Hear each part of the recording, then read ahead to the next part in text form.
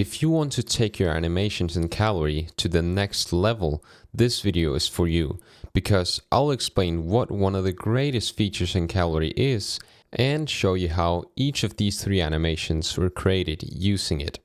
Now, before we get started, what exactly are utilities? You could define it as a collection of layers that can be used in any project to take your animation to the next level.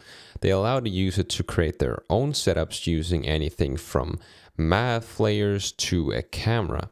It's basically a melting pot of all the cool features that didn't fit into any of the other categories.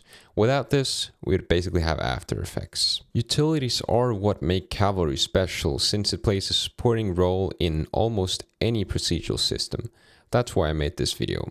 And for the first of the three animations, I have this screenshot of Cavalry that I've inputted inside of Cavalry.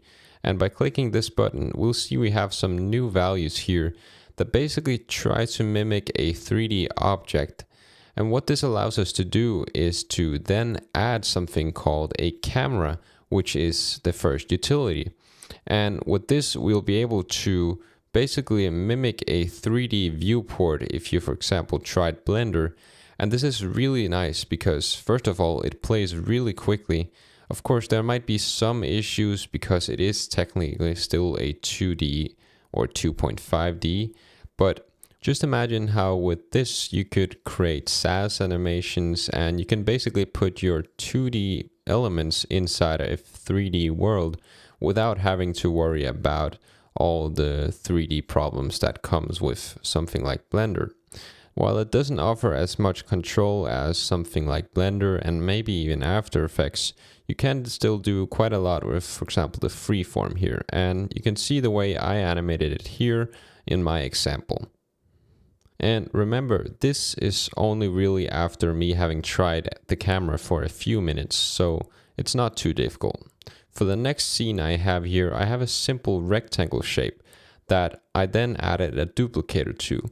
Now, you might not know what that does, but it basically just duplicates them in a nice field or any other mode you'd like.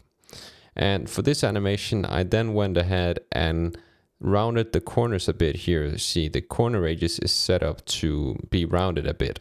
Now, this is going to play a part in the main animation, which is going to involve a fall off, which is our second utility.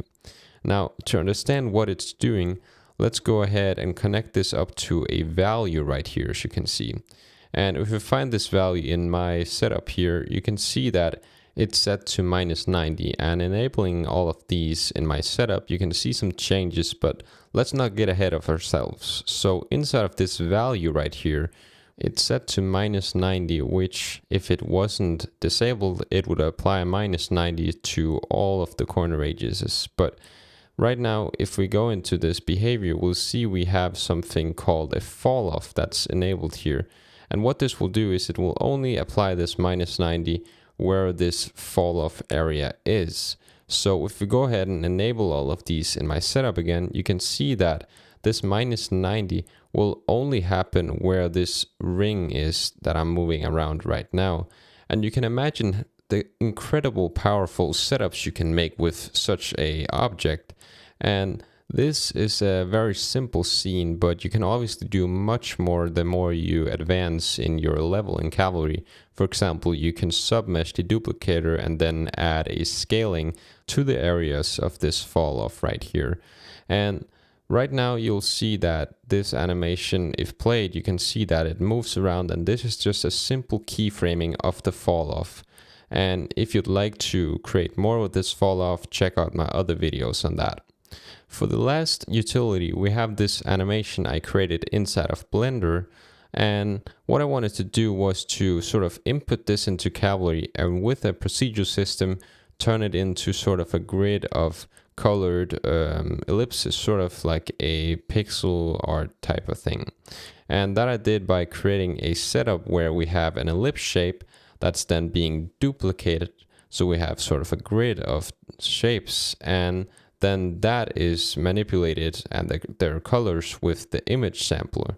And that takes a video or a file image, and now you can see we have this animation.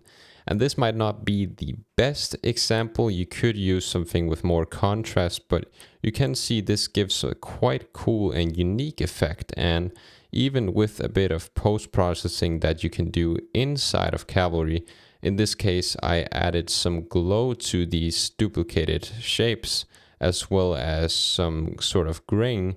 You get something that looks quite cool for a procedural setup inside of Cavalry that doesn't require any further compositing in, for example, After Effects. Now, some of these effects will slow down the viewport quite a bit, but it won't really be a problem when you render it. But if you want to learn how to use effects and filters inside of Cavalry, make sure to stick around for the next episode where we'll go through every single effect there is in Cavalry. As you can see, this system is quite simple, but you can obviously do more than just change colors. You can change what shapes are being shown or how big they are. Now, finally, I want to challenge you to create an animation with one of the three utilities, preferably the fall off. And to get you started, I have a tip for you. Try to add a text shape, submesh that, and then modify the submeshes using a fall off.